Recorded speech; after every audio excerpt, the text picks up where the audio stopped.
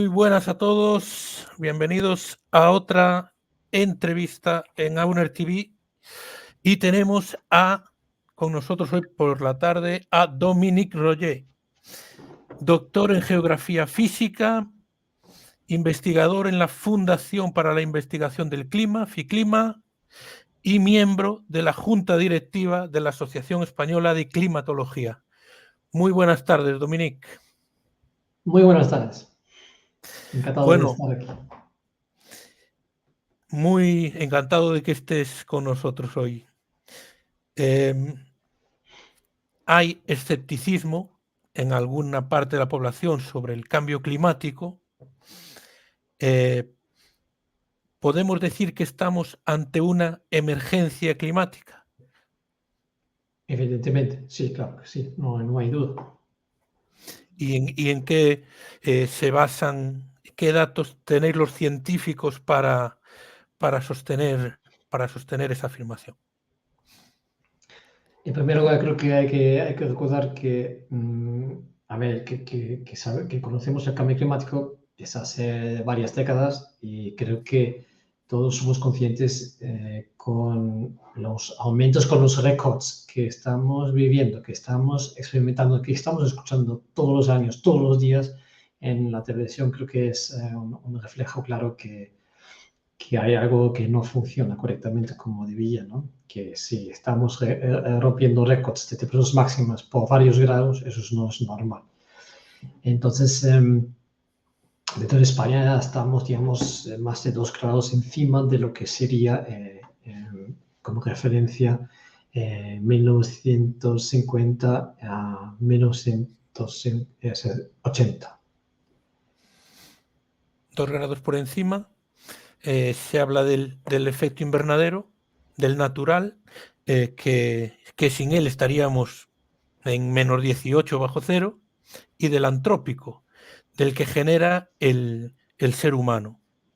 ¿Qué daño le ha hecho el ser humano al clima para que se comporte cada vez de esta manera tan irregular, podemos decir? Pues mira, si miramos, ahora mismo estamos en más de 400 ppm, que es, digamos, la medida que podemos medir cuánto CO2 hemos metido ahora mismo en la atmósfera a mayores, digamos, a nivel global, desde que hemos empezado a tener una actividad antropogénica que emite CO2, que al fin y al cabo son las energías fósiles. Y si eso ponemos en contexto, digamos, en los últimos 800.000 años, el valor más alto jamás registrado fueron 300. Y ahora sí, estamos ya en 400, creo que 20, 30 por ahí. Significa que hemos añadido muchísimo CO2, lo que hace que el efecto invernadero es mucho más intenso de lo que es natural. O sea que mantiene mucho más calor en la atmósfera que debería. Bueno, se habla de que la revolución industrial, cuando llega la revolución industrial, cuando se empieza a emitir mucho más CO2 a la atmósfera. ¿Cómo ha influido la revolución industrial en el clima? Evidentemente, a partir del mismo momento que empezamos con una actividad que se basa sobre todo en las energías fósiles, empezamos a subir en las concentraciones de CO2 en la atmósfera. Se habla de que teniendo en cuenta los niveles preindustriales, la temperatura aumentó un 0,98 grados centígrados y que la tendencia desde el 2000 al 2030 son 1,5 grados más. Claro, 1,5 grados más, la gente piensa que es poco, pero para los científicos es mucho. Claro, es que habrá que pensar que se trata de decimales que estamos subiendo, sí, incluso 1 grado, pero es que eso es la media climática, no estamos hablando de temperaturas diarias, digamos, que experimentamos todos los días, no, es que se trata de algo que a la larga está subiendo. Si subimos en términos climáticos 1 grado, es que es muchísimo. Igualmente como si lo que hemos visto estos 2 años, con las anomalías tan elevadas de unas temperaturas superficiales del océano tan elevadas, jamás registrados, que estábamos hablando de decimales más. Pero decimales más, hay que recordar que la energía que estamos metiendo, digamos, a través del aumento de temperatura global, la gran parte del 90% va a los océanos. Eso implica que también el océano está calentándose. Pero a diferencia del aire, el agua puede acoger muchísima energía. Y si comparamos realmente con bombas atómicas, lo que está pasando en el océano es que son miles de bombas atómicas por segundo durante días, durante mucho tiempo, para equivaler lo que estamos metiendo en las últimas décadas de energía a mayores a la atmósfera por las gases de efecto invernadero. Según los datos, el hielo marino ártico disminuyó un 12,85% por década. Sin embargo, en el año 2022 hubo una noticia que generó un poco de controversia porque se decía que el hielo había aumentado en la Antártida, el hielo en superficie había aumentado. Entonces decían, ¿cómo puede haber calentamiento global si está creciendo el hielo en superficie? No, es que ese dato creo que no es de todo correcto, porque el problema de la Antártida es que hay zonas donde puede crecer, pero y hay zonas donde crece de forma bastante preocupante. En estos últimos 2 años, por ejemplo, ya hemos tenido récords de extensión mínima de forma global. Hay zonas ciertamente que tienen un efecto donde está creciendo, pero es que en comparación con lo que está decreciendo en otras partes, es que no recompensa. Se dice que están aumentando las mareas costeras. Se dice que 3,3 milímetros por año desde el año 1870. Sí. ¿Qué puede provocar esto? Porque ya he leído noticias como que algún restaurante que estaba justo a nivel del mar ha tenido que cerrar porque la previsión es que el agua se lo lleve por delante. Sí. ¿Cuál es la realidad del aumento del océano? ¿Qué consecuencias puede tener? Sí, efectivamente. Y realmente lo vimos justamente ahora, acabamos de verlo a lo mejor en las noticias, que en algunas zonas de Cataluña y en otras partes de la cuenca mediterránea vemos que las últimas borrascas del invierno, sobre todo, se han comido realmente gran parte de la playa en muchos sitios que tienen problemas porque no tienen playa para el turismo que viene ahora en verano. Entonces, ¿qué está pasando? Evidentemente, si el nivel de mar está subiendo, la fuerza que puede tener una borrasca con un oleaje que corresponda a un evento de este tipo, también tiene mucho más fuerza y puede penetrar, digamos, en la costa mucho más fácil y tiene más fuerza. Pero ¿cómo llegamos a un más nivel de mar? Simplemente por el hecho de que, por una parte, la temperatura, o sea que el aumento de temperatura del mar hace que el agua se expande por una cuestión térmica. Eso es una parte. La otra parte es que todas las masas de hielo que están en el continente, como en el caso de Antártida, o bien los glaciares, por ejemplo en Groenlandia es uno de los focos, y la Antártida. Todo este hielo que se derrita y entra digamos, en el océano, ayuda o, digamos, eleva el nivel del mar al nivel global. Se dice que la década del 2009 al 2019 fue la más calurosa nunca registrada y que el año 2020 ha sido el segundo más caluroso de la historia. Sí. Desde el 2020 hasta ahora, ¿ha empeorado o se ha estabilizado la situación? No estamos lejos de una estabilización. Realmente estamos incluso en un momento donde aparentemente las temperaturas o digamos, el cambio climático en sí está acelerándose. O sea, significa que realmente si miramos el calentamiento, digamos, de las últimas décadas, de los últimos años, digamos, el aumento es mucho mayor de lo que es en otras décadas. O sea, que significa que estamos aumentando de forma exponencial realmente el incremento en diferentes variables del sistema climático. Por ejemplo, si miramos números de olas de calor, también, pero por ejemplo, noches tropicales es un inicio muy interesante. Si miramos las mínimas, cuántos mínimas de 20 grados tenemos cada año, vemos que de repente hemos estado dando saltos de 30 a 60 a 50 noches anuales, ¿no? En algunos puntos de la península ibérica. O, por ejemplo, el 2022 fue uno de los años más calurosos que creo que se recuerda en España, pero realmente lo curioso de todo eso es que son años ya consecutivos, porque el 23 también fue bastante caluroso.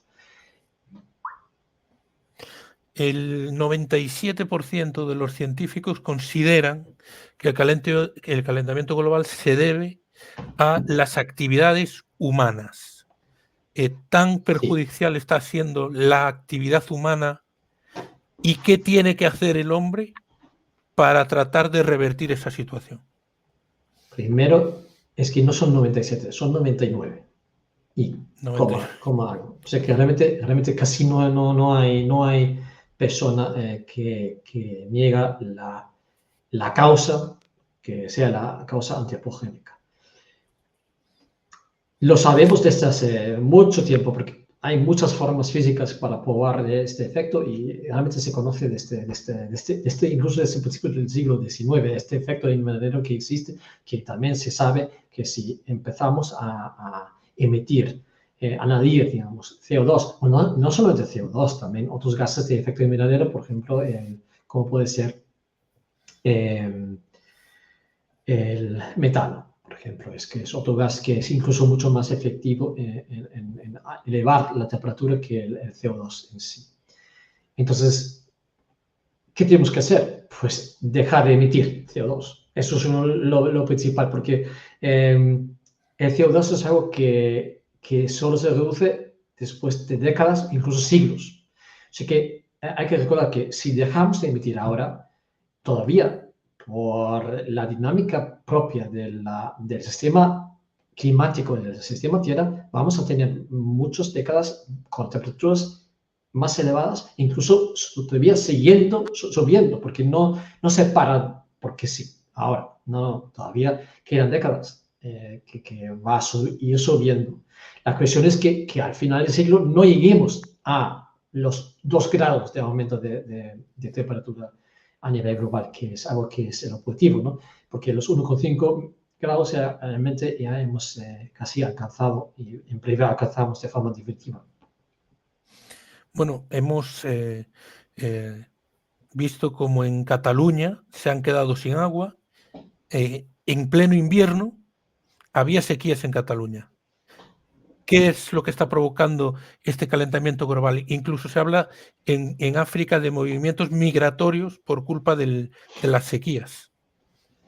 Claro, el cambio climático en sí no solamente es el calentamiento global, o sea que el calentamiento global es, digamos, que se hace referencia a la variable principal que es el aumento de temperaturas, pero el aumento de temperaturas también tiene consecuencias por ejemplo, en la precipitación, cambia el clima en sí, no solamente el clima, no solamente es temperatura, es también precipitación.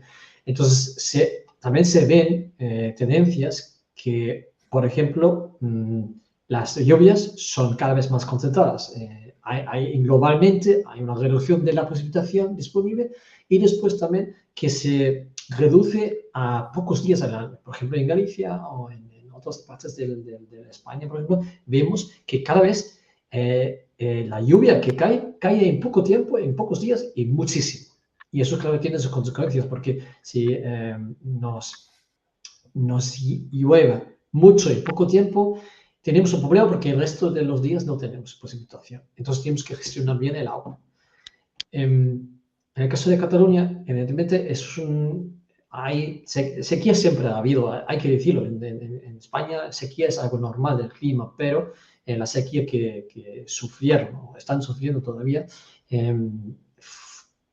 es que ya dura, creo que varios años. Significa que, y eso tiene que ver con los cambios que hace el calentamiento global, no solamente en la temperatura, sino en los patrones atmosféricos, en las masas de aire que ya no llegan como antes. Por ejemplo, normalmente, eso es lo que hemos vivido ahora estos meses en Galicia, que tenemos realmente más lluvia de lo normal. Tiene que ver justamente que aquí en esta parte estamos expuestos al Atlántico, y este flujo hace que justamente recibimos mucho más fácilmente esas lluvias generosas. Pero justamente cuando tenemos esas situaciones no llega al Mediterráneo y no llega casi nada a Cataluña. En cambio, si hay otros patrones, otras circulaciones, pues podría haber más precipitación. A alguno le llamaba la atención que en agosto nevase en Alemania, que es tu país. ¿Por qué motivo nevó en Alemania? ¿Qué llevó a que eso se produjese? No recuerdo realmente muy bien este episodio, pero creo que para conectar eso con el cambio climático en general, es coherente que con el cambio climático tenemos episodios extremos, calurosos igualmente como fríos.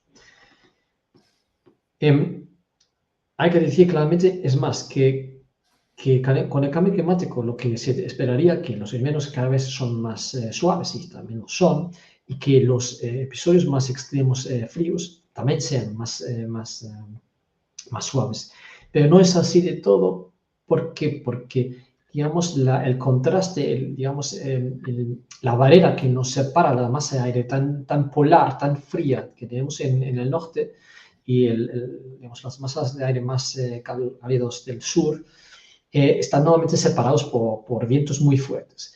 Y justamente el cambio climático lo que hace es romper esta barrera. Entonces, ahora con el cambio climático lo que hace es que haya una mayor facilidad que este aire más frío, que aún así es más cálido de lo que era, puede llegar a latitudes más bajas. Incluso en épocas, por ejemplo, en épocas como agosto, como en meses inhabituales, ¿no?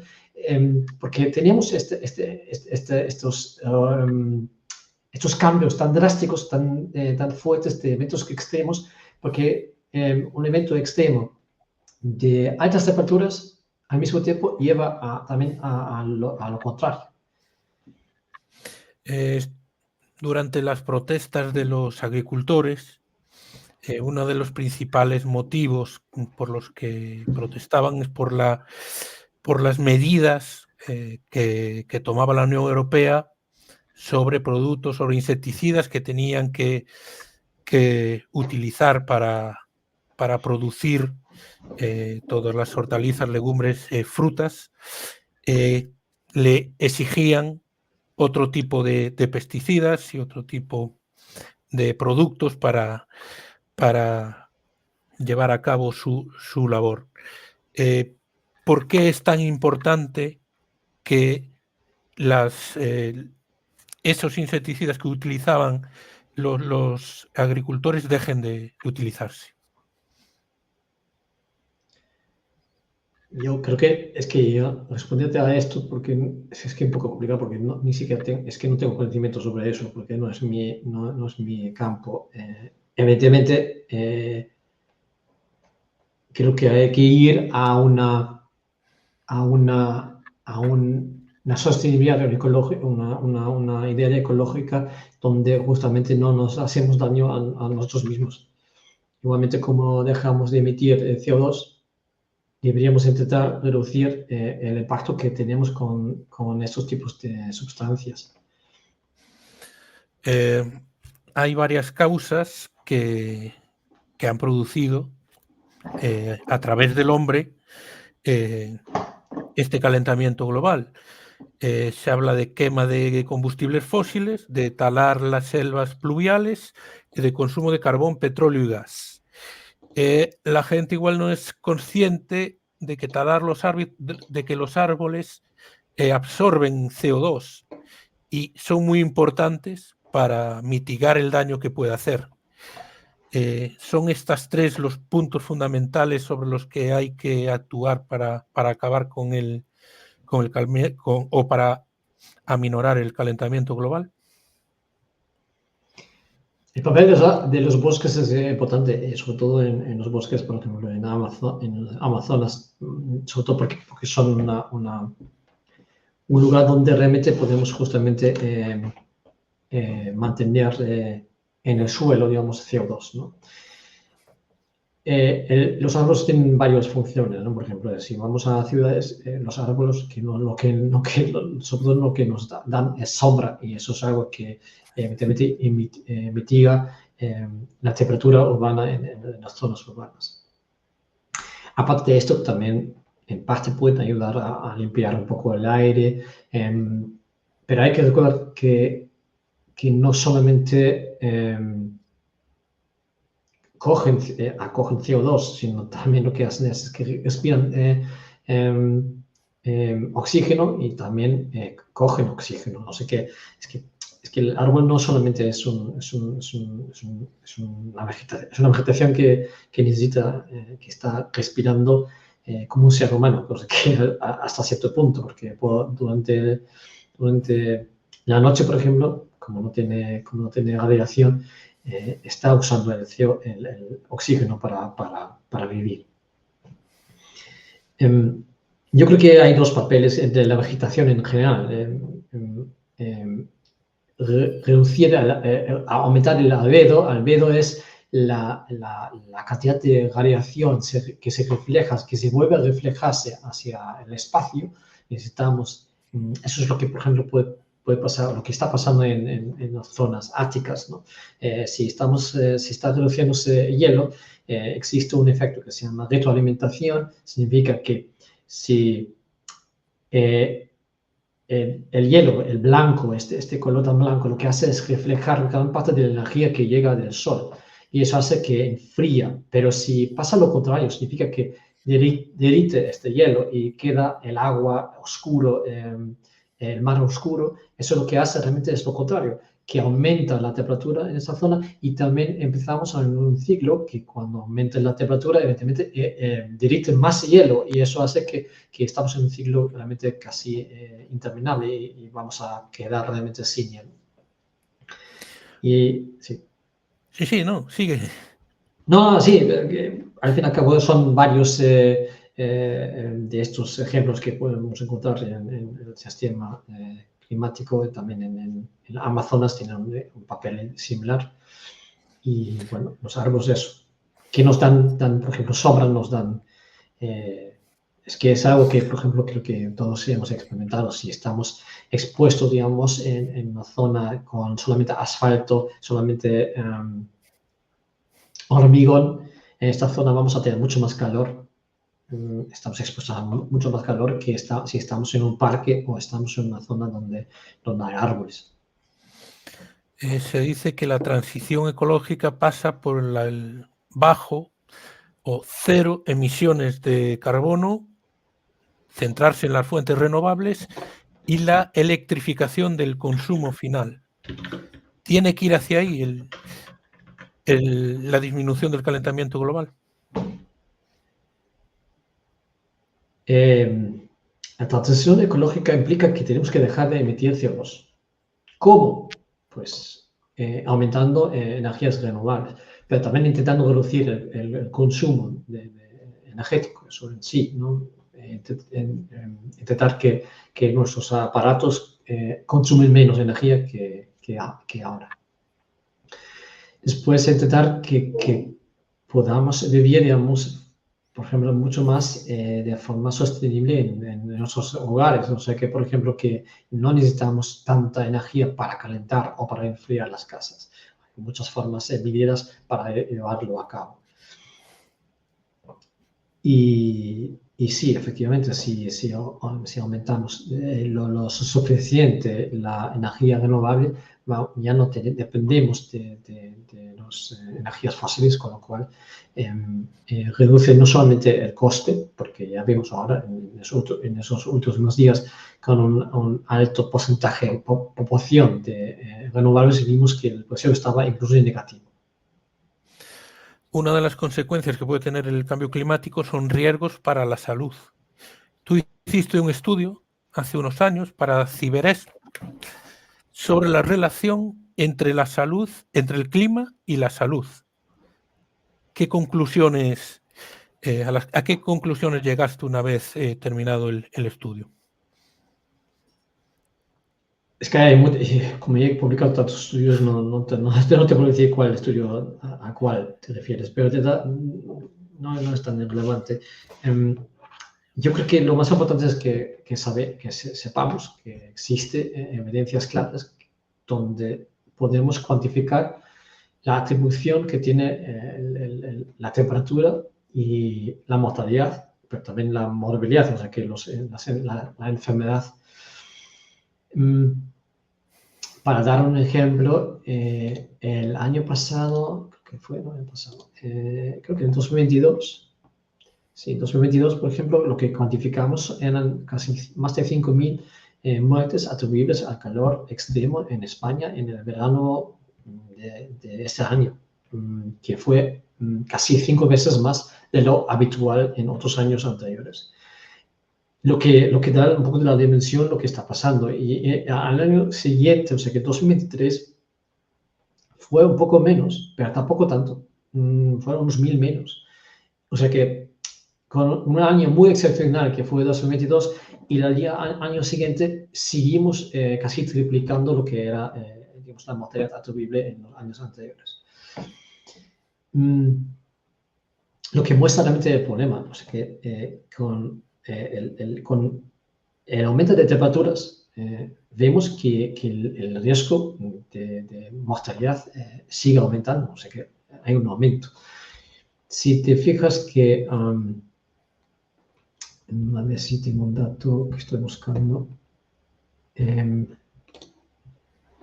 Por ejemplo, si miramos la estacionalidad de la mortalidad, porque sabemos que en invierno hay más mortalidad que en verano normalmente por enfermedades infecciosas, pero fíjate que si vamos a final del siglo, en España podemos, en el peor escenario, podemos aumentar en un 70% la mortalidad en el verano y solamente vamos a bajar un 7% en la mortalidad en invierno. Significa que lo que son los inviernos un poco más suaves, ni de lejos pueden recompensar lo que está pasando en los veranos con esas temperaturas tan extremas que estamos viviendo ya en los últimos años, ¿no? Y hay un dato más.